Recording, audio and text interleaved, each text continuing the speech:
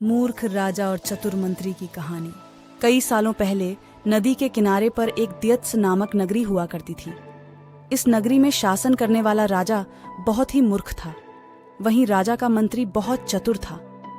एक दिन शाम के समय राजा और मंत्री दोनों नदी किनारे टहलते हुए शाम का आनंद ले रहे थे। तभी राजा ने मंत्री से एक सवाल पूछा, क्या तुम बता सकते हो कि यह नदी किस दिशा में और कहां तक बहकर जाती है? मंत्री ने राजा को तुरंत जवाब देते हुए कहा कि यह नदी पूर्व की दिशा में बहती है और यह पूरब देश तक जाती है। इस पर राजा ने कहा कि वह नहीं चाहता कि हमारे देश का पानी पूरब के देशवासी इस्तेमाल करें। राजा ने मंत्री को नदी का पानी रोकने के लिए दीवार खड़ेरी करने का आदेश दिया। तभी मंत्री ने राजा से कहा कि ऐसा करने पर हमारा ही नुकसान होगा। राजा ने गुस्से में कहा कि पानी हमारा है और पूरब देश वाले मुफ्त में इसका इस्तेमाल कर रहे हैं और तुम बोल रहे हो कि हमारा नुकसान होगा। इसमें हमारा कुछ नुकसान नहीं होगा। तुम जल्दी से जल्दी नदी में दीवार बनवाने का काम शुरू कराओ।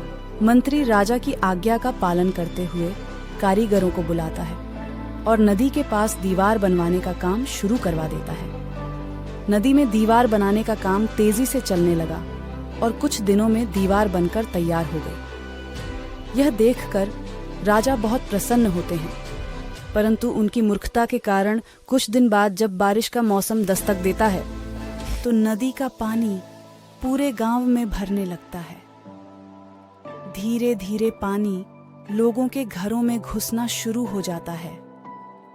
इससे परेशान होकर सारे नगरवासी एकत्रित होकर मंत्री के पास आते हैं। मंत्री उन्हें आश्वासन देता है कि वह इस समस्या का हल ढूंढ निकालेगा। लोगों की परेशानी सुनकर मंत्री समाधान निकालने के लिए एक योजना बनाता है। उन्होंने राजमहल में समय को बताने के लिए घंटा बजाने वाले शख्स को इसमें शामिल किया। वह समय के अनुसार घंटा बजाता था, जिससे लोगों को समय पता चलता था।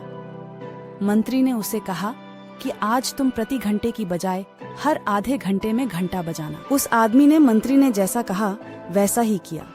इससे जब सुबह के 3 बज रहे थे तो उसने 6 बार घंटा बजाया। 6 घंटे सुनकर राजा और सभी नगरवासियों को लगा कि 6 बज गए हैं और सुबह हो गई है। राजा उठकर बाहर आता है तो वहां मंत्री पहले से मौजूद होता है। बाहर अंधेरा देखकर राजा मंत्री से पूछता है कि अभी तक सूर्योदय क्यों नहीं हुआ है। राजा के सवाल का जवाब देते हुए मंत्री ने कहा, महाराज, प्रातःकाल हो चुकी है, पर हमने पूर्व दिशा वालों के यहाँ पानी को जाने से रोक दिया है, तो शायद इसलिए उन्होंने हमारे यहाँ सूर्य की रोशनी को आने से रोक दिया है।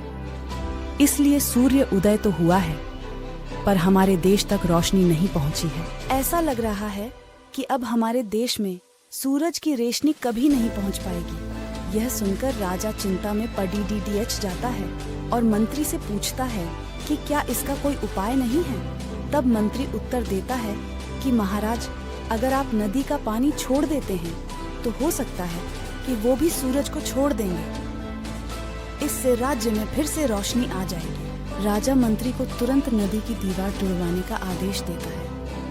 मंत्री कारीगरों को नदी पर ले जाकर उन्हें दीवार तोड़ने के लिए कहता है।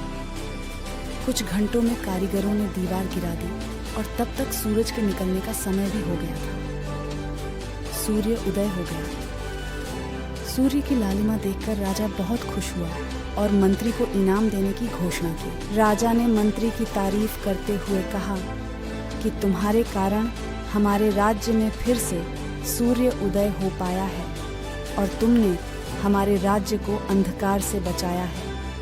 इसके बाद मंत्री कहता है कि महाराज, यह तो राज्य के लिए प्रति मेरा फर्ज था। कहानी से सीख, कभी भी दूसरों का बुरा नहीं करना चाहिए और न ही उनकी तरक्की देखकर उनसे जलन की भावना रखनी चाहिए।